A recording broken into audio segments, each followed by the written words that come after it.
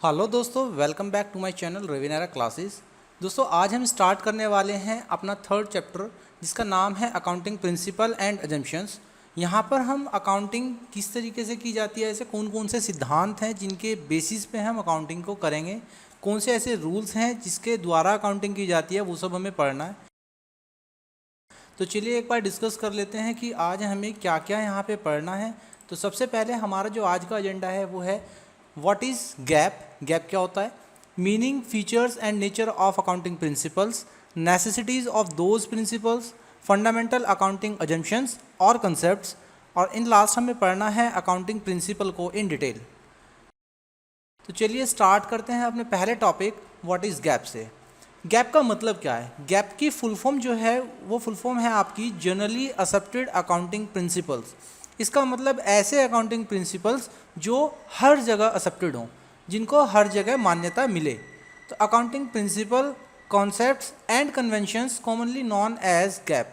तो अकाउंटिंग की जो प्रिंसिपल्स होते हैं, कंसेप्ट्स होती हैं, कन्वेंशंस होती हैं, उनको हम गैप बोलते हैं। These are the basic rules that define parameters and constants within which accounting operate.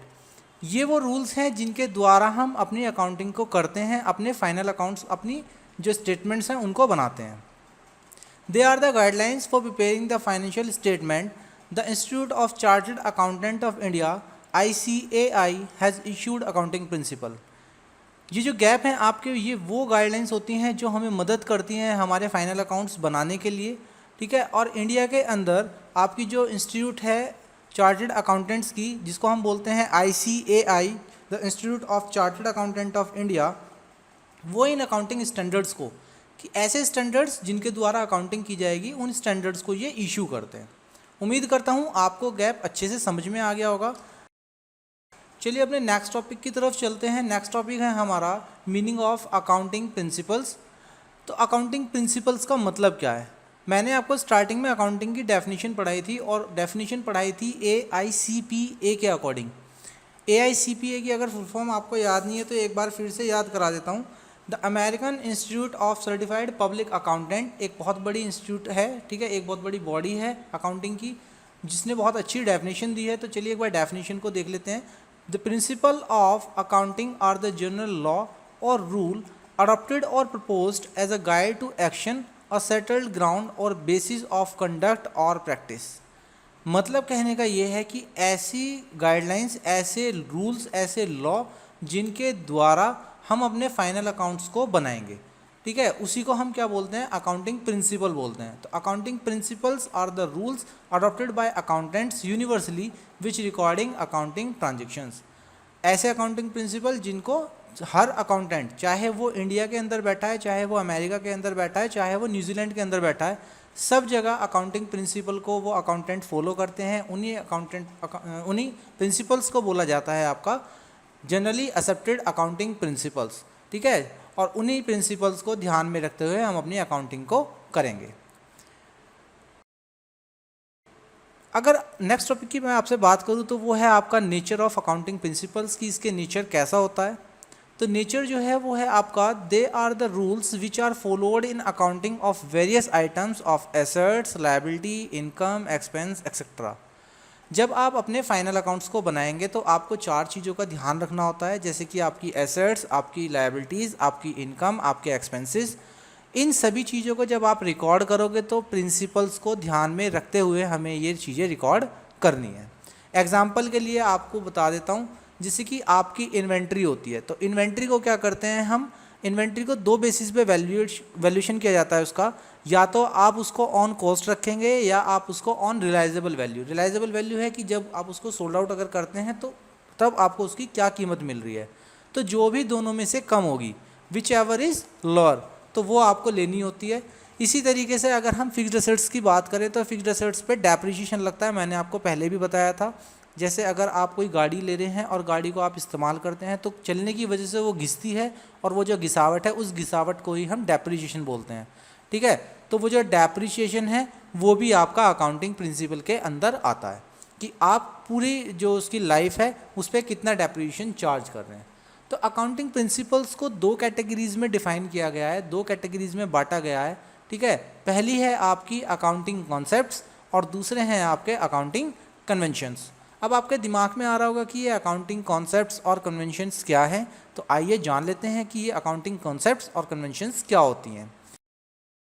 Accounting concepts होते हैं, accounting concepts are the basic assumptions और fundamental propositions within which accounting operate.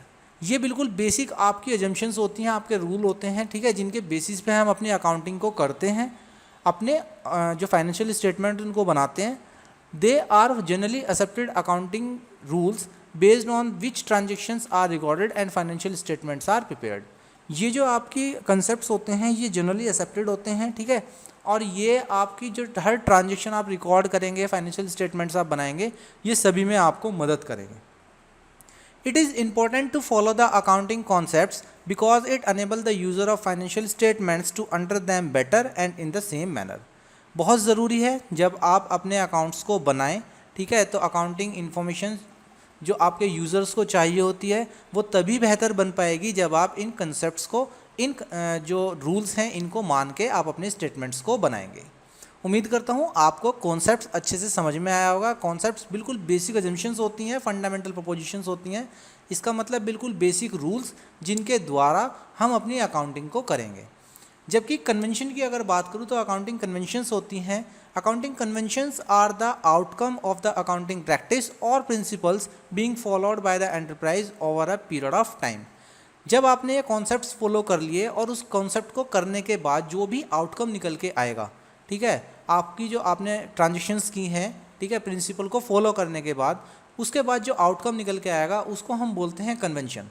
तो convention में undergo a change with time to bring about improvement in the quality of accounting informations. और conventions को हम change करते रहते हैं, ठीक है, अपनी क्वालिटी को बढ़ाने के लिए, क्योंकि हमें बेहतर से बेहतर अपनी अकाउंटिंग इन्फॉर्मेशन अपने यूज़र्स को देनी है, बिल्कुल एक्यूरेट, बिल्कुल अंडरस्टैंडेबल, ठीक है। आगे चलते हैं। आगे है हमारा फीचर्स ऑफ अकाउंटिंग प्रिंसिपल्स, कि ऐसे कौन कौन से फीचर्स हैं अकाउंटिंग प्रिंसिपल्स के, क्या होते हैं।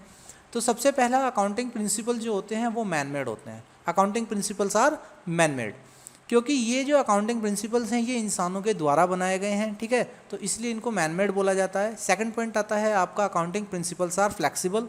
जो चीज़ इंसान ने बनाई है वो फ्लेक्सिबल होती है, ये आप बहुत अच्छे से जानते हैं।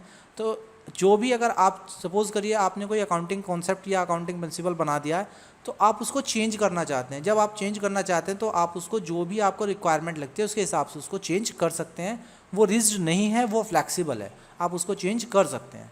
और थर्ड आता है आपका accounting principles are generally accepted. आपके जो अकाउंटिंग प्रिंसिपल्स होते हैं वो जनरली एक्सेप्टेड हैं, हर जगह उनको एक्सेप्ट किया जाता है।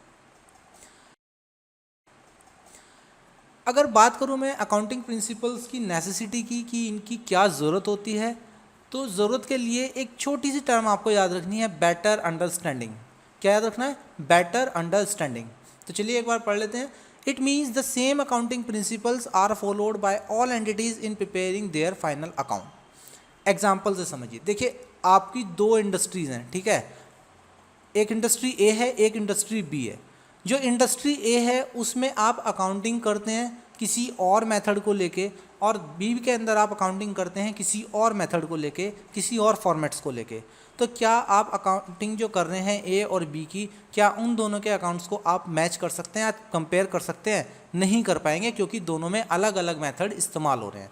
तो इसीलिए बोला गया है कि अकाउंटिंग प्रिंसिपल जो आप फॉलो कर रहे हैं एंटिटीज़ में वो सेम होने चाहिए। इसीलिए इन अकाउंटिंग प्रिंसिपल्स की इन गैप की ज़रूरत पड़ी, ताकि लोग क्या करें, सेम फॉर्मेट्स पे सेम तरीके से अकाउंट्स बनाएं, जिससे एक कंपनी दूसरी कंपनी से अपना कंपैरिजन कर सके। इसीलिए बोला गया है it means the same accounting principles are followed by all entities in preparing their final account. Accounting information is meaningful and useful for users of accounting information if the accounting record and financial statements are prepared following gap.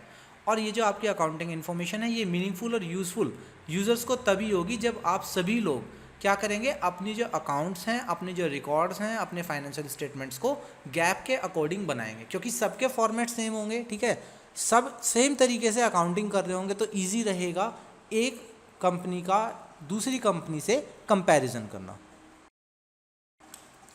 Fundamental accounting assumptions और concepts की अगर मैं बात करूं तो these are the assumptions which are presumed to have been followed in preparing the final account या annual account।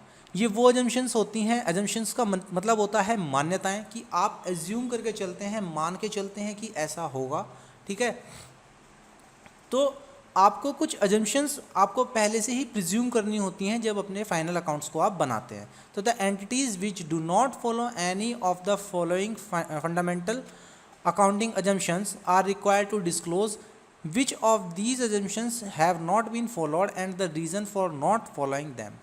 वैसे तो ये अकाउंटिंग प्रिंसिपल हर जो एंटिटी होती है, हर जो बिजनेस होता है उसको फॉलो करनी होती हैं, बट अगर आप उन अकाउंटिंग प्रिंसिपल्स को, उन फंडामेंटल अकाउंटिंग एजम्पशंस को फॉलो नहीं करते हैं तो उसको आपको डिस्क्लोज करना होगा, ठीक है, और आपको रीज़न बताना होगा कि आपने उनको फॉलो क्यों नहीं किया है। तो ऐसी कौन कौन सी अकाउंटिंग अजम्पशंस हैं उनको जान लेते हैं। तो पहली अकाउंटिंग अजम्पशन है आपकी गोइंग कंसर्न। गोइंग कंसर्न का मतलब है it is assume that business shall continue for a foreseeable period and there is no intention to close the business. हम ये मान के चलते हैं कि जो हमारा बिजनेस है वो अनंत समय के लिए चलेगा, अनफोर्सीन फ्यूचर जो है हमारा तब तक चलेगा जिस फ्यूचर को हम देख नहीं सकते, हमारी कंपनी हमेशा चलती रहेगी, ये मान के हमें अपनी अकाउंटिंग को करना है। सेकंड है हमारा कंसिस्टेंसी।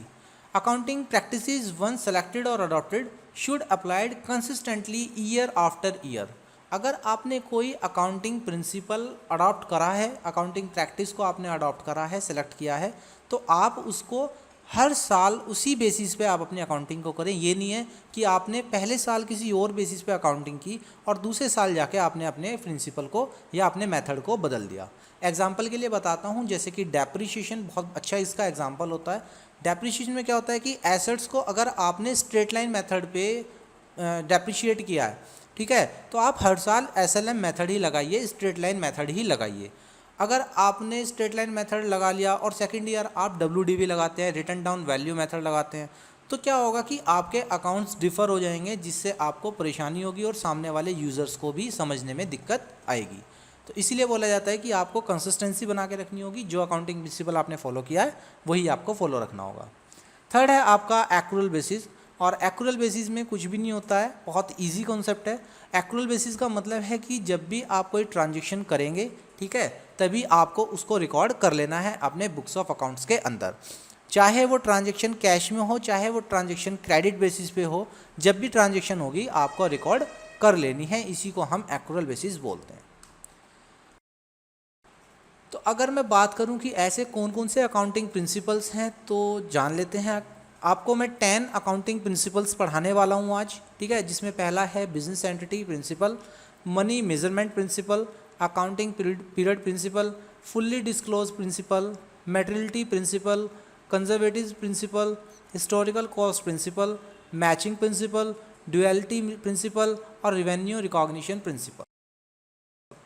तो ये प्रिंसिपल्स आज हम पढ़ने वाले हैं। तो चलिए स्टार्ट करते हैं अपने पहले प्रिंसिपल, जिसको बोलते हैं हम अकाउंटिंग एंटिटी और बिजनेस एंटिटी कॉन्सेप्ट। तो according to this principle, business is treated as an entity which is separate and distinct from it users.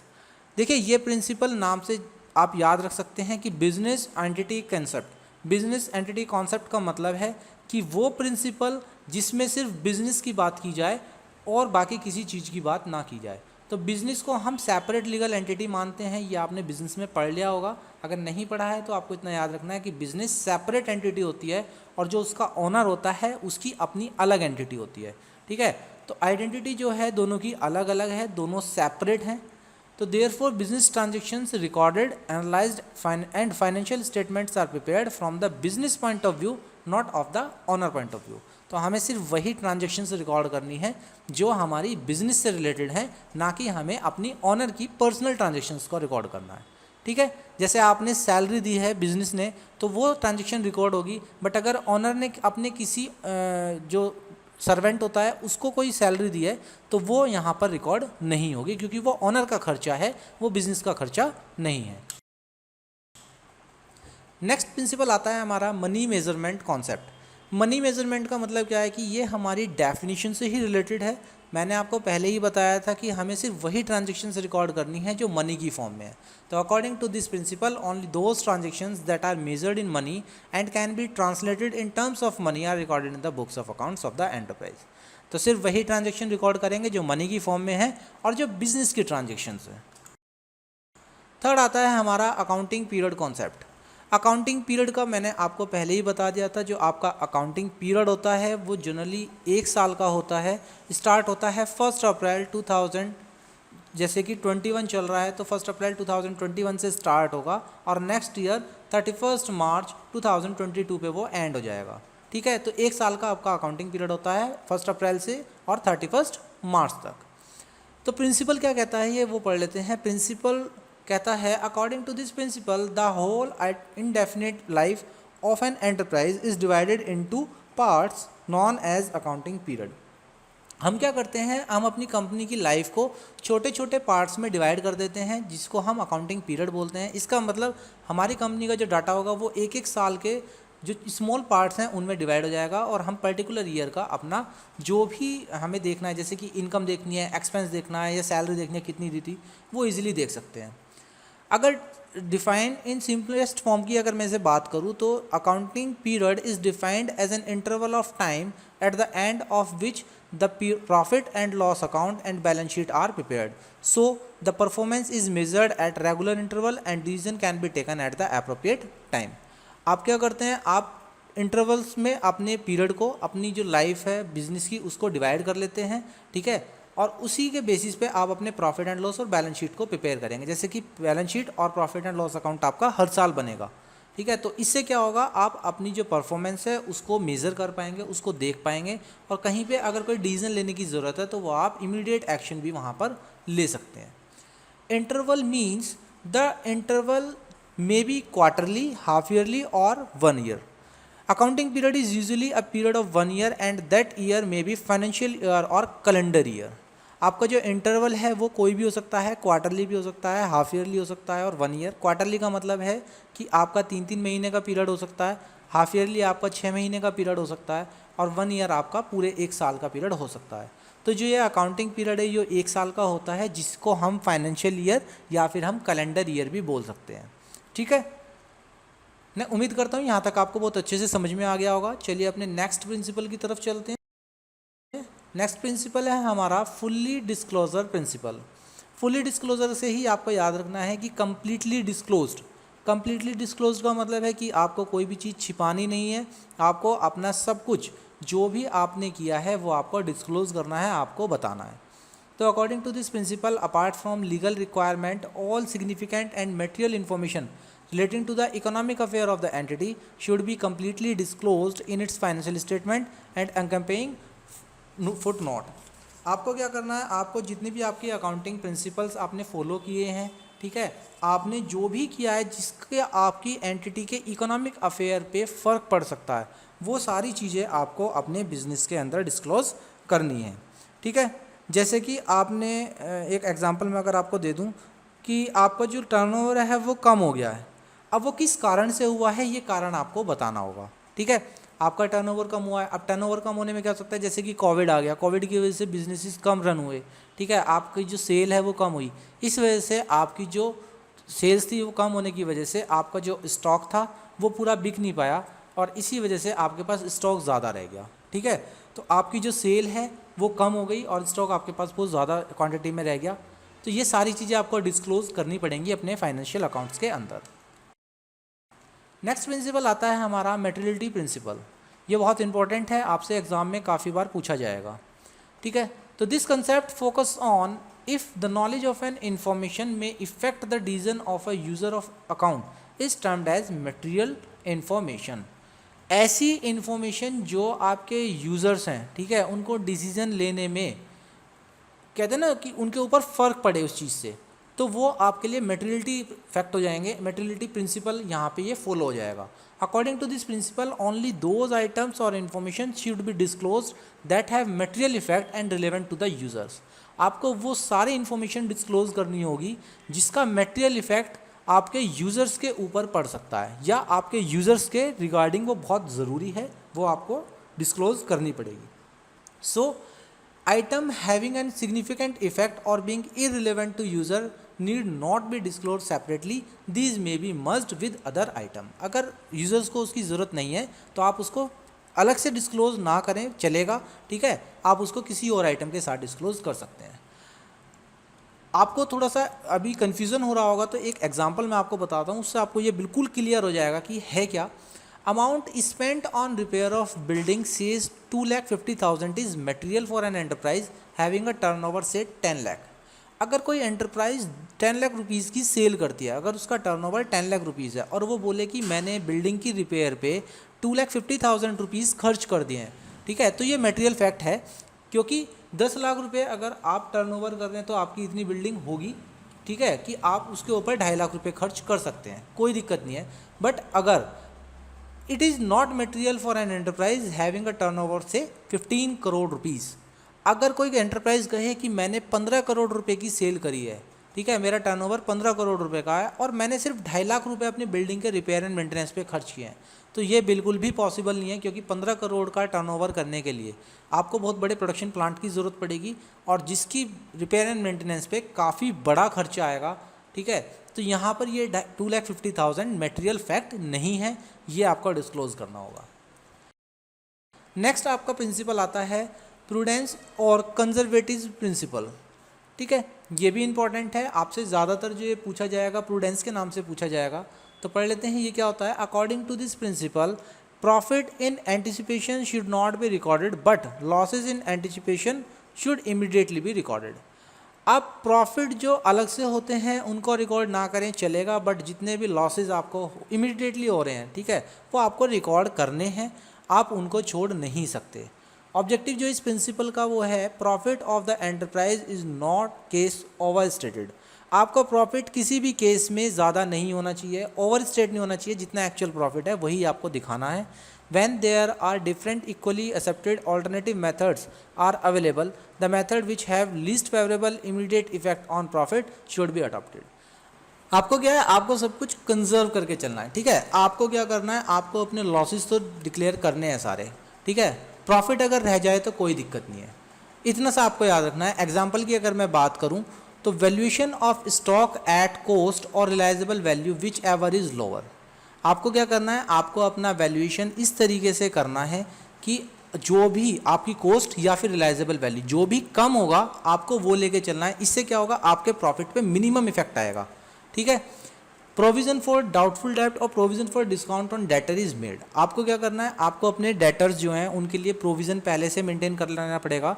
मैंने आपको डाउटफुल डेब्ट एक टर्म बताई थी कि जब डेटर्स हमारे पैसा ना दें तो उसको हम बैड डेब्ट्स या फिर डाउटफुल डेब्ट्स बोलते हैं, तो उसका प्रोविज़न भी आपको क्रिएट करना पड़ेगा।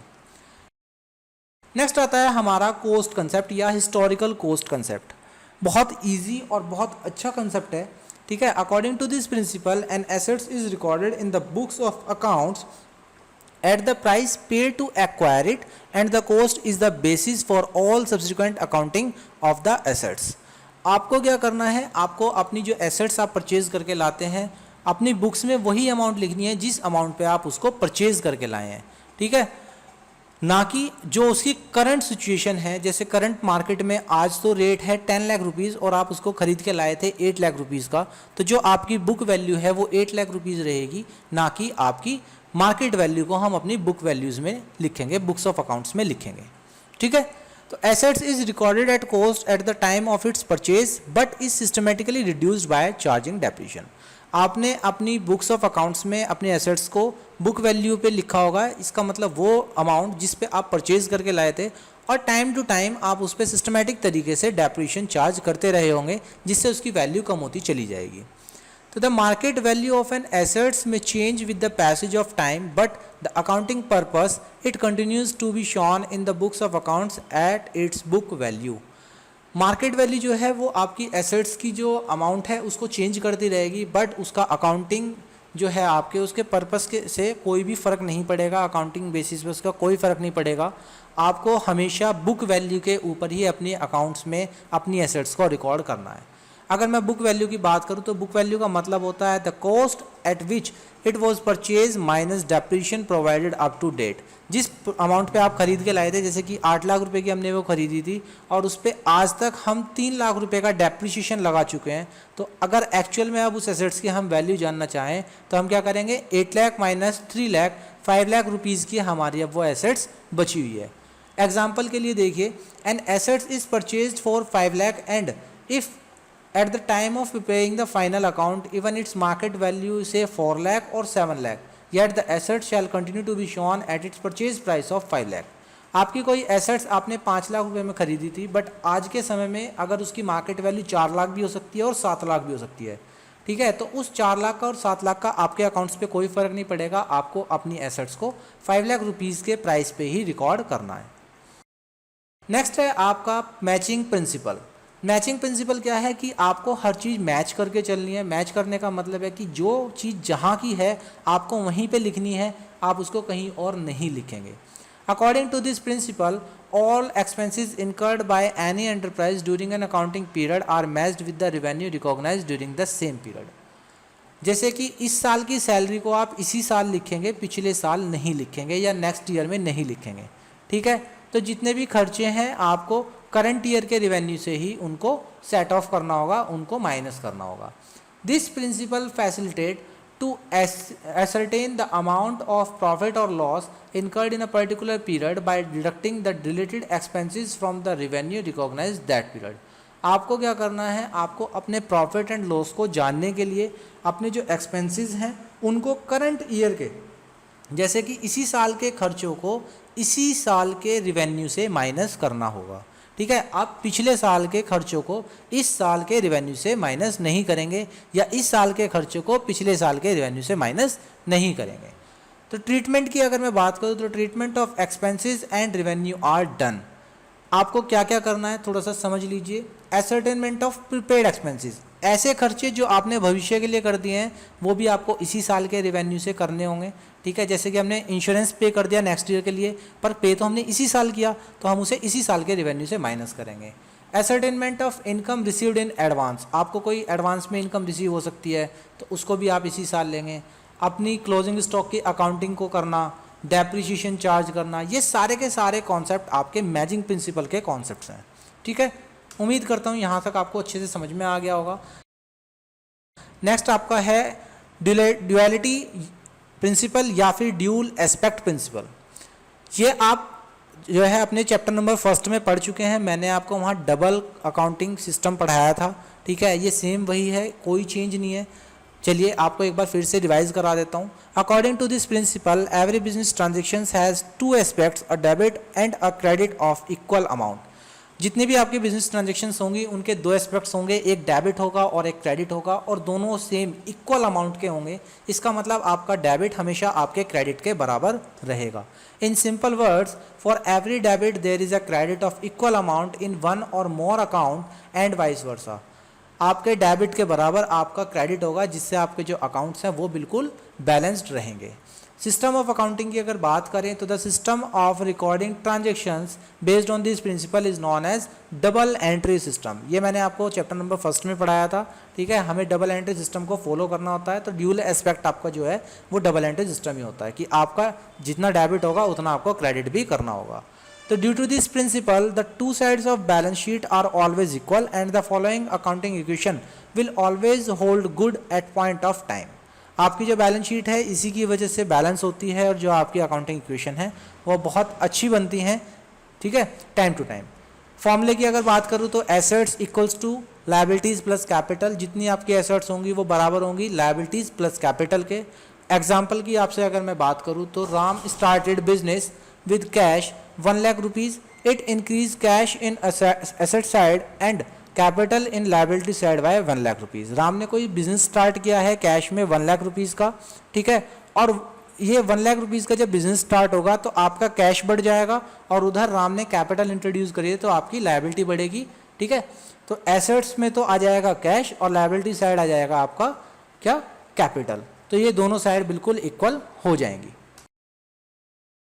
नेक्स्ट आपका आता है रिवेन्यू रिकॉग्निशन कॉन्सेप्ट या रिवेन्यू रिकॉग्निशन प्रिंसिपल, जो कि आज का हमारा लास्ट प्रिंसिपल है। तो according to this principle revenue is considered to have been realized whereas a transaction has been entered into and the obligation to receive the amount is established। ये principal आपके syllabus में फ़िलहाल नहीं है, ठीक है, बट अकाउंट्स में आपको इसकी ज़रूरत पड़ेगी। आगे आपको जब आप एंट्रीज करेंगे तो इसकी आपको ज़रूरत पड़ेगी, इसलिए मैं यहाँ पर आपको इसको बता रहा हूँ। रिवेन्यू रिकॉग्निशन का मतलब सिर्फ इतना सा है कि जब भी आपकी ट्रांजेक्शन होगी, ठीक है, या आपके पास कोई ऑब्लिगेशन आपको रिसीव हो जाती है कि आपको वो काम करके देना पड़ेगा, तभी आपका रिवेन्यू रिकॉग्निशन माना जाएगा, आपका रिवेन्यू कॉन्सेप्ट जो है ये अप्लाई हो जाएगा। एग्जांपल के लिए बताता हूँ, देखिए, an enterprise sell goods in February 2020 and receive the amount in April 2021। कोई एंटरप्राइज थी, उसने अपने गुड्स को 2020 फेब में सोल्ड आउट कर दिया, बट जो अमाउंट रिसीव हुई है वो अप्रैल 2021 में हुई है। तो अब इसमें से ऐसी कौन सी डेट है जिस डेट में हम माने कि हाँ हमारा जो रिवेन्यू है वो जनरेट हो गया है। तो जनरेट हमारा रिवेन्यू हुआ है फेब 2020 में, तो रिकॉग्निशन जो होगा हमारा रिवेन्यू का वो फेब 2020 में माना जाएगा, ठीक है। उम्मीद करता हूँ यहाँ तक आपको ये चीज़ें बहुत अच्छे से समझ में आ गई होंगी, सारे प्रिंसिपल्स आपको बहुत अच्छे से समझ में आए होंगे। चलिए मैं आपको एक बार रिकैप करा देता हूँ आज की क्लास को। तो सबसे पहले हमने पढ़ा था अपना गैप, कि गैप क्या होते हैं, जनरली एक्सेप्टेड अकाउंटिंग प्रिंसिपल्स, ठीक है। नेक्स्ट हमने पढ़ा था meaning, features and nature of accounting principles. इसके बाद हमने पढ़ा था necessities of those principles, fundamental accounting assumptions and concept, और इन लास्ट हमने रिवाइज किया था अपना, पढ़े थे अकाउंटिंग प्रिंसिपल्स इन डिटेल, ठीक है। उम्मीद करता हूँ यहाँ तक ये सारा कॉन्सेप्ट आपको समझ में आया होगा, प्रिंसिपल्स आपको अच्छे से समझ में आ गए होंगे। तो अब टाइम आता है आपसे कुछ क्वेश्चंस पूछने का, जिनको आपको मुझे कमेंट बॉक्स में आंसर करके बताना है। तो पहला जो क्वेश्चन है आपका, क्वेश्चन नंबर फर्स्ट है, which accounting principle require that personal expenses of proprietor और partner should be debited to drawing account. Next आपका क्वेश्चन है, which accounting principle require that the life of a business be broken into smaller parts. उम्मीद करता हूँ ये दोनों questions आप मुझे कमेंट बॉक्स में आंसर करके ज़रूर बताएंगे, ठीक है। अगर आपको कोई भी क्वेरी है, आपको कोई भी डाउट है, या आप मुझसे कुछ पूछना चाहते हैं अकाउंट्स के रिगार्डिंग या कॉमर्स के अंदर किसी भी सब्जेक्ट के रिगार्डिंग, तो आप मुझसे मेरे इंस्टाग्राम पेज से जुड़ सकते हैं। इंस्टाग्राम की मेरी आईडी मैंने आपको दे दी है, ठीक है, या फिर आप मेरे को डायरेक्ट मेल कर सकते हैं। और अगर आपको कोई चीज़ जानकारी लेनी है, कुछ पूछना है या कुछ मेरे रिगार्डिंग देखना है, तो उसके लिए आप मेरी वेबसाइट को फॉलो कर सकते हैं, ठीक है। उम्मीद करता हूँ आज की क्लास आपको बहुत अच्छी लगी होगी। अभी तक आपको मैंने जितना कंटेंट पढ़ाया है आप उसको एंजॉय कर रहे होंगे, आप अच्छे से पढ़ रहे होंगे। आज की वीडियो में मेरे साथ जुड़ने के लिए आपका बहुत बहुत धन्यवाद। चैनल को लाइक ज़्यादा से ज़्यादा करें, अपने दोस्तों तक वीडियोस को फैलाएं, शेयर करें, ठीक है, और चैनल को सब्सक्राइब करना बिल्कुल ना भूलें, क्योंकि आपके जो लाइक्स होते हैं, आपका जो शेयर और सब्सक्रिप्शन होता है, उसी से मुझे मोटिवेशन मिलता है, उसी से मुझे हिम्मत मिलती है आगे की क्लासेस को और बेहतर बनाने की। तो चलिए मिलता हूँ आपसे नेक्स्ट क्लास में, तब तक के लिए thank you and bye bye.